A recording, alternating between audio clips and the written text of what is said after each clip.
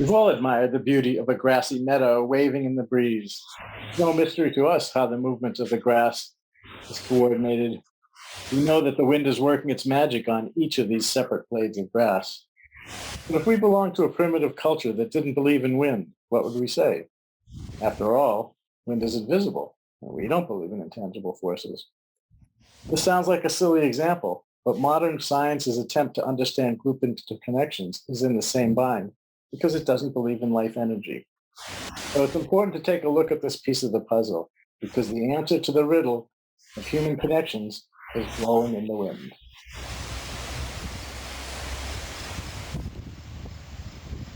Okay, so that's a good example of group energies, and it shows that the answer is blowing in the wind. So the title of my talk is Measuring Group Energies, and we're going to focus on heart rate variability and random number generators. These are topics I came to because of my interest in energy medicine as part of the pain management program team at Spaulding Rehab Hospital in Boston, where we used energy medicine treatments to treat chronic pain. Also did some group work, and that showed the power of group energies. What got me fully engaged in the topic was a sporting event about 15 years ago when our local team did phenomenally well and won the World Series and captivated the energies of everybody in New England. I got really interested in aspects like team chemistry and fan energy as illustrations of group energy and began to study that. And I realized that I had to go back a ways to find the roots of this topic with the father of energy medicine in the West, Franz Anton Mesmer. His reputation is mud in conventional medicine because animal magnetism was felt to be quackery, but it turns out he was really onto something. So just a quick overview. He wrote pretty extensively about his work. Part of his extensive documentation of his work, he developed 27 key principles of mesmerism, and it's interesting how they overlap energy medicine. The subtle connection between earth and men, the illnesses arising from lack of equilibrium in its flow, the fact that there are inner channels that direct this fluidium, as he called it, and the importance of having everything come to the surface in a healing crisis to cure disease. This is a diagram of a practitioner in process at the time. And this is Mesmer at work with his innovation of a tank of water that he magnetized himself, and then many people could be connected to it to gain the benefits. And this is the scene that really got him in trouble with the medical establishment at the time, because you can see he could treat 20 or 30 people at once.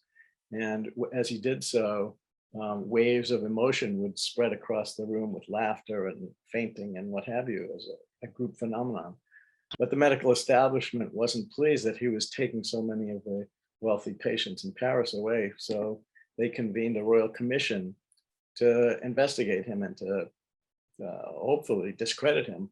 The eminent scientists of the day were part of the commission: Benjamin Franklin, the ambassador to France, Lavoisier, the discoverer of oxygen, and the French surgeon Guillotin, who was actually a pioneer in mind-body medicine because the device that's named after him proved conclusively that there are adverse health effects if you separate the mind from the body.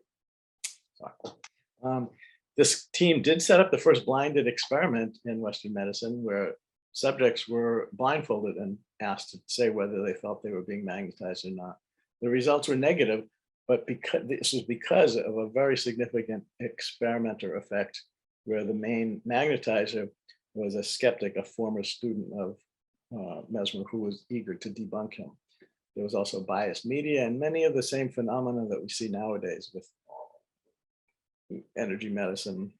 The end result was that Mesmer was literally excommunicated and died in exile.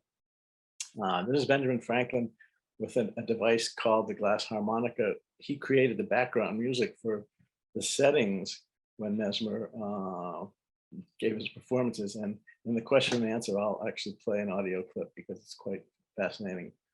Mesmerism was used successfully in surgery for surgical anesthesia by this naval surgeon from Scotland. And it was making quite a few inroads in Europe until in Boston in 1846, the famous first surgical procedure done under ether anesthesia. I had the good fortune of giving a lecture in the exact same room, the same ether dome, about 10 years ago about mesmer and pain management. And I felt like I was reclaiming the territory for energy and energy medicine. So what about the science? You know about the work of Institute of Heart Math and heart rate variability. The heart is not a metronome, and the interval between beats varies according to your emotional state. So the pattern with frustration is very erratic and irregular, whereas emotions like appreciation generate a sine wave rhythm of HRV.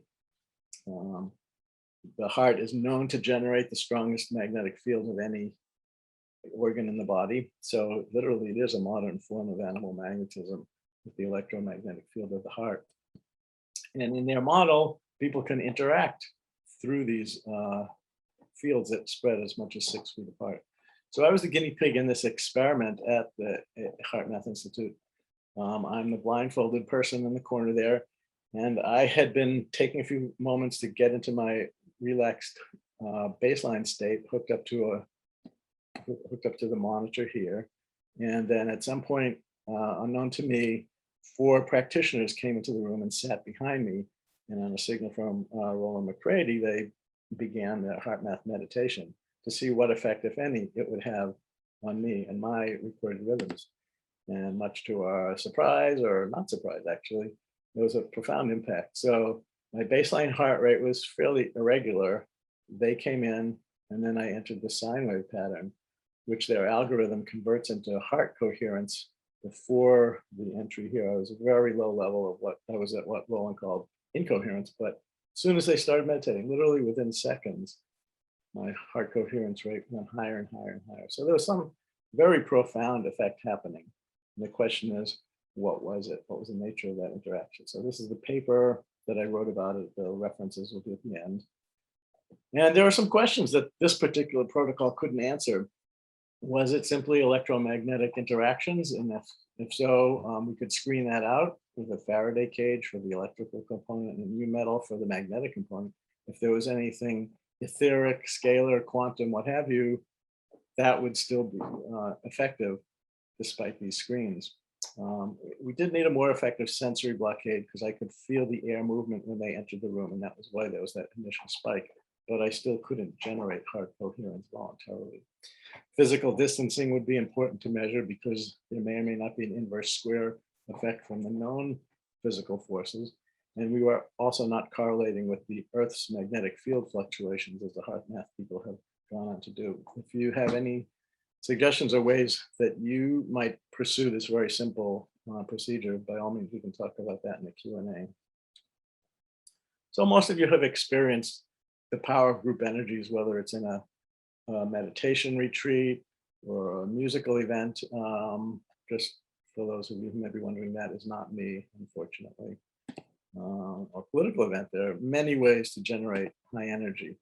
And this is one extremely vivid example from nature.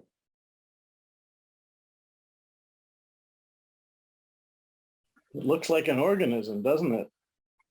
Yet modern analytic science tries to break it down with computer modeling of how each individual bird is following the example of a leader.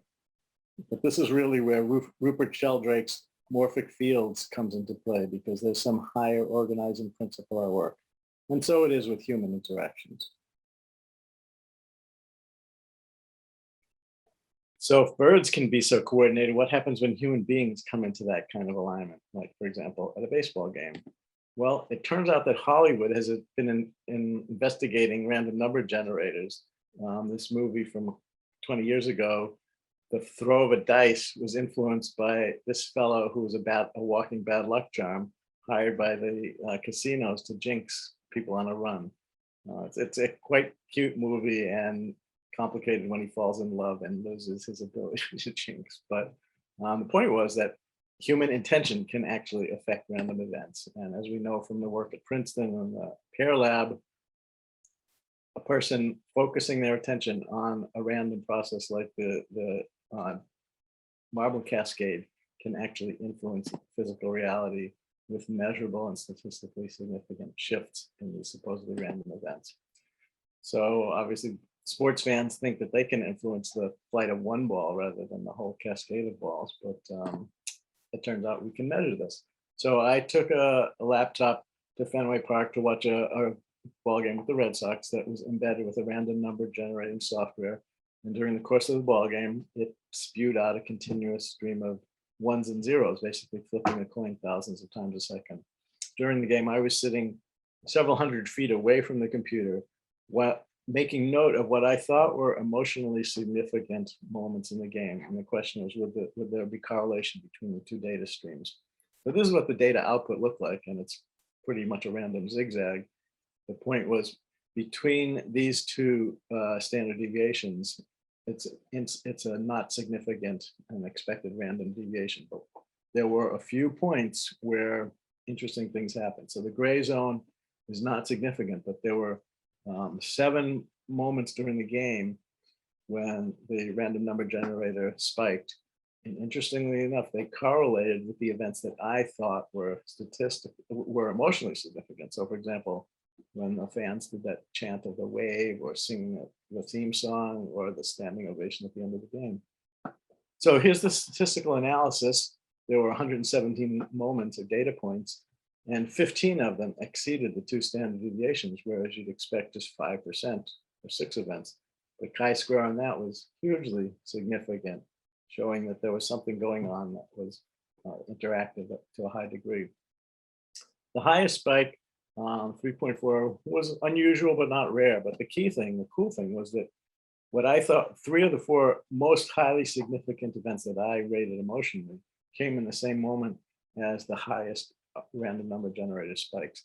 And again, the statistics on that are very highly significant. So something is being detected by the computer, even though it can't detect noise or vibration or electrical input. So it's not really clear what's going on. There was some anomalous data that didn't fit. Some of the highly significant events didn't correlate with random number generator spikes. The global recordings that the GCP does, Global Consciousness Project, didn't show spikes during the game. And another song also didn't trigger it. So this is a simple methodology that would be easy to upgrade. Having multiple evaluators during the game, of course, recording multiple games to even out any anomalies, independent assessment of the statistical correlations, and checking the crowd noise to see if it's a confounding variable or maybe a surrogate marker, although many of the key moments are silent. And again, shielding the computer from EMFs by a Faraday cage or what have you. So there were practical applications from this research, including how you as an individual could maximize your energetic impact, whether you're functioning as a fan, as a therapist, clinician, and just as an earthling who wants to influence the course of events. And this is all well-known stuff, but balancing your body's energy system and clearing limiting beliefs, focusing on the positives like love and appreciation, enjoying the experience and singing your cheers, as they say, and then finally play ball. So I just want to finish with some citations, a couple of papers that I wrote. Roland McCready wrote a recent excellent summary of the whole field, and the random number generator process is described in detail by Roger Nelson in this paper. You can get a screen grab of this and look at the details later. Interestingly enough, the best summary of random number generator papers that I've seen recently is the latest issue of the JSE that this organization has. And some resources also. You can download this, the Heart Math and Global Consciousness Project. If you're interested, those 2 demonstrations were part of a video documentary that I produced, that you can see the clips of the 2 demonstrations at these YouTube sites, part of a full documentary that appeared on PBS called The Joy of Sox, because the Red Sox. And the documentary is available for free at YouTube, and the book can be ordered here. And any additional articles that you might be interested in are at that research finding. So I look forward to chatting with you in the Q&A, and I hope you enjoyed this presentation. Thank you.